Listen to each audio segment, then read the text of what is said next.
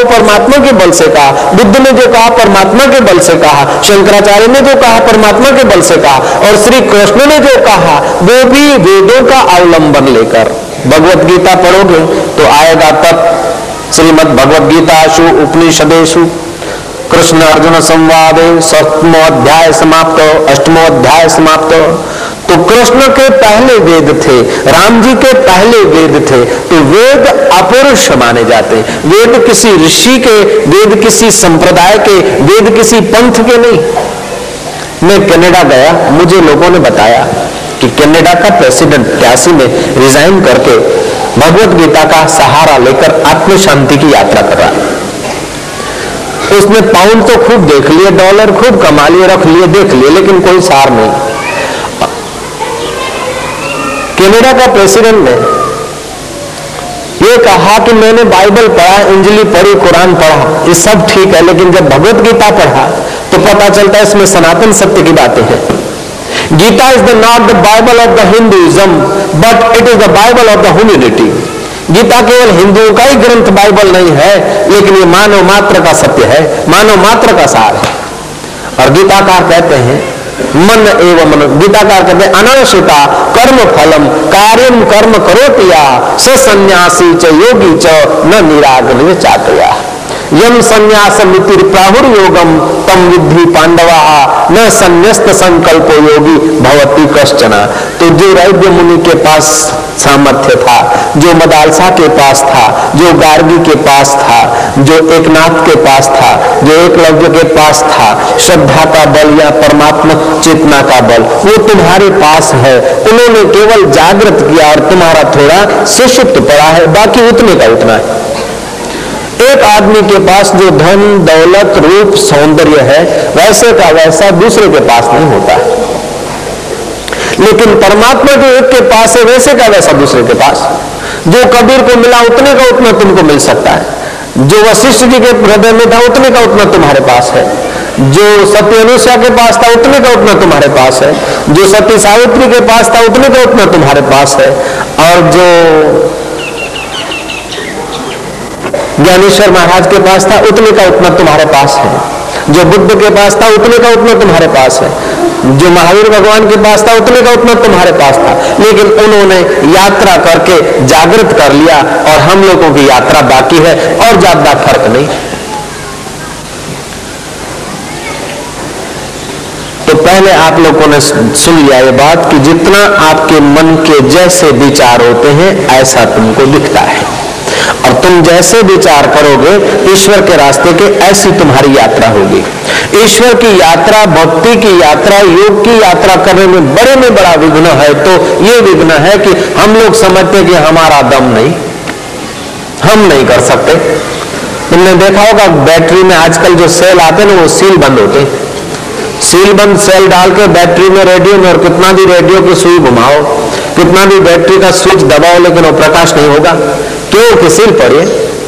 ऐसे हम सील मार देते कि हम तो नहीं कर सकते, हम तो वजन नहीं कर सकते, हम तो मनोबल का विकास नहीं कर सकते, हम तो महान नहीं बन सकते। ये पहली एक सील जो है ना वो बड़ी खतरनाक होती। जप करते तप करते, लेकिन हमको थोड़े भगवान मिलेंगे, हमको थोड़े ज्ञान होगा, हमारा थोड़े ध्यान लगेगा।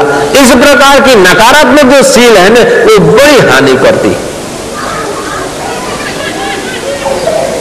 मैंने कल बात बताई थी कि खिचड़ी रांध लिया, खिचड़ी बना लिया, या तो तुम खा लो या किसी को दे दो, नहीं तो परी परी बदबू देगी। बर्तन में भी बदबू हो जाएगी, खिचड़ी में भी बदबू हो जाएगी। खिचड़ी बनाई है या तो तुम खा लो या तो किसी को दे दो। दो साधु थे, एक सन्यासी था और एक मुल्ला था। दोनों की बचपन की दोस्ती थी स्कूल में, दोनों साधु बन गए। वो अपना मुल्ला भी बन गया, वो सन्यासी बन गया। दोनों साथ में यात्रा कर रहे थे। चलते चलते कोई ब्राह्मण वाला नाम का गांव आया, रात पड़ी, दोनों ने अपना डेरा वहां डाला। एक ब्राह्मणी माई आई बुढ़िया, दोनों साधुओं को खिचड़ी दे गई, दही दे गई, खाओ। तो मुल्ला ने पूछा कि तुम कौन हो? बोले हम तो ब्राह्मण है, हिंदू हैं। उसने कहा हम काफरों का नहीं खाते। बुढ़िया ने कहा कि सब भगवान के हैं, एक के एक हैं, काफर है ये, तुम्हारी बुद्धि से निकाल दो, तुम्हारी बुद्धि में काफर है, वरना ईश्वर की दुनिया में कोई काफर नहीं। लेकिन वो जरा जैसे था जमीन आदमी था। जमीन घर में होती है तो फिर बाबा जी होने के बाद भी रहती, जब तक वो अंदर अंतर यात्रा नहीं करता ना तब तक वो जमीन नहीं उतरती। वो नया नया बाबा था, भूला था। वो बुढ़िया तो बेचारी चली गई, उसका लड़का कॉलेज में पढ़ता था, बुद्धिमान था। उसने कहा माँ क्यों क्या बात कर रहे थे? बोले एक सन्यासी ने तो धन्यवाद देके स्वीकार कर लिया, लेकिन वो दूसरा था कोई मुल्ला फुल्ला जैसा, उसने बोला हम नहीं खाते हैं। बोले नहीं खाते? नहीं, अपने तो दे दिया, अब उसकी मर्जी।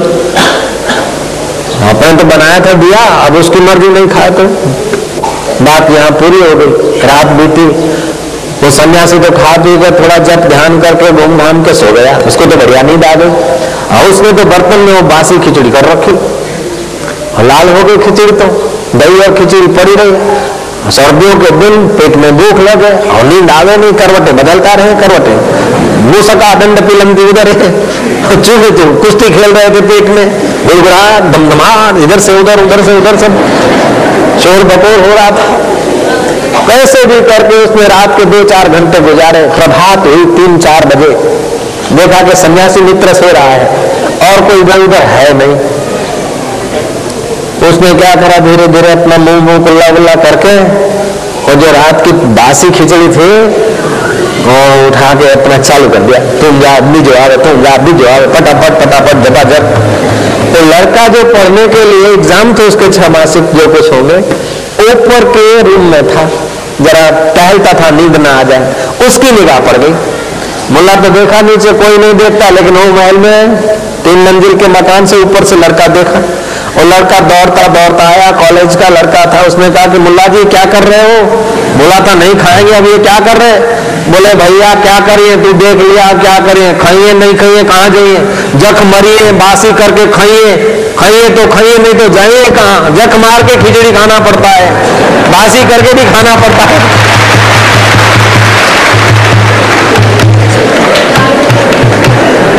नहीं खाइए तो कहाँ जाइए, जख मार के खिचड़ी खाइए, बासी करके खाइए, नहीं तो जाइए तो कहाँ जाइए। अब नारायण ये वेदांत तुम्हें कहता है कि तुम चाहे तो ताजी ताजी राम नाम की खिचड़ी खा लो, ताजी ताजी योग की खिचड़ी खा लो, तुम्हारी मर्जी की बात है। नहीं तो मरने के बाद तो एक दिन लोग कंधे पे उठाकर बासी खिचड़ी खिलाएंगे और तुम खा न पाओगे। लोग बोलेंगे राम राम संग है, सतनाम संग है, यारो हम बेवफाई करेंगे, तुम पैदल होंगे और हम कंधे चलेंगे, और कंधे जब चलेंगे तब लोग खिचड़ी खिलाएंगे तो खा न पाएंगे। ऐसे दिन आ जाएंगे। इसलिए राम का रस पालो, राम के रस को जान लो।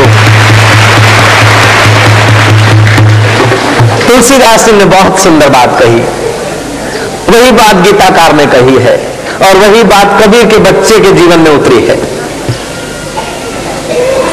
तुलसीदास जी कहते हैं राम भगत जग चारु प्रकारा, राम भगत जग चार प्रकारा, राम भगत जग चार प्रकारा, राम भगत जग चार प्रकारा, सुख तीनों चारौ अनग उदारा, सुख तीनों चारौ अनग उदारा, चाहु चतुरानु करुणाम आधारा, चाहु चतुरानु करुणाम आधारा, चाहु चतुरानु करुणाम आधारा, चाहु चतुरानु करुणाम आधारा, ज्ञानी प्रभु विशेष प्यारा, ज्ञानी प्रभु विशेष प्यारा।